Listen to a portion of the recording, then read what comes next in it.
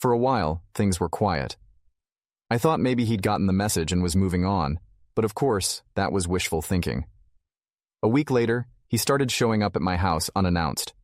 The first time, he knocked on the door and acted all casual, like we were still on good terms. "Hey," he said, trying to smile. "Can we talk?" "No," I said, keeping the door mostly closed. "We've already talked. There's nothing else to say." He looked hurt, but I didn't let it get to me. He started rambling about how he was sorry, how he didn't mean to hurt me, and how he was just confused. I shut it down quickly. "I'm not interested in excuses," I said. "We're done, Troy. You need to leave."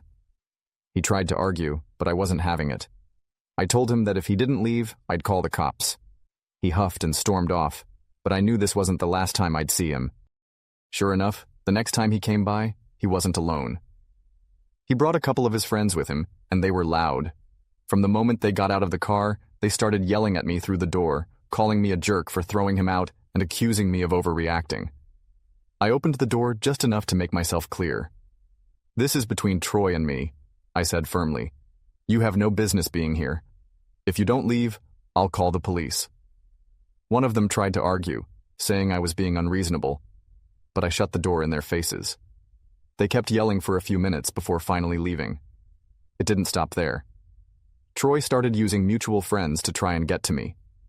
I got messages from people I hadn't spoken to in months, asking if I'd really kicked him out for no reason. He was spinning the story to make himself look like the victim, claiming I'd overreacted and dumped him out of nowhere. At first, it bothered me. I hated the idea of people believing his lies. But then I realized something. The people who really knew me wouldn't buy into his nonsense.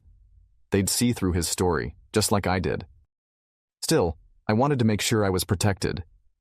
I started documenting everything, texts, messages, anything that showed what really happened. I wasn't going to let him twist the truth any further. The final straw came when he tried to use one of my closest friends to guilt me into talking to him.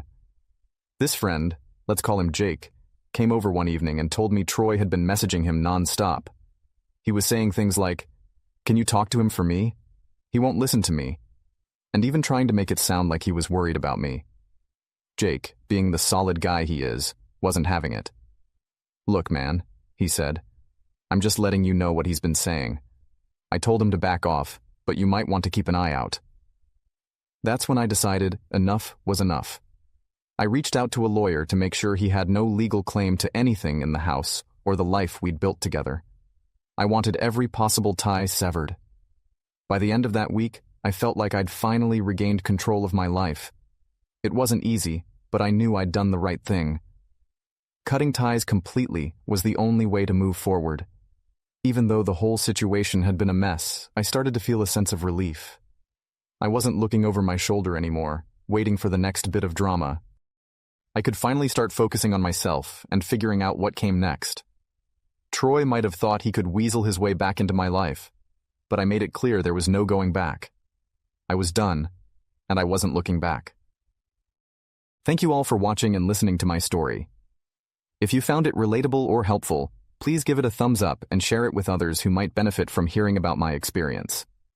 Remember, setting boundaries and prioritizing your well-being is crucial in overcoming personal challenges. Stay strong, and I'll see you in the next video.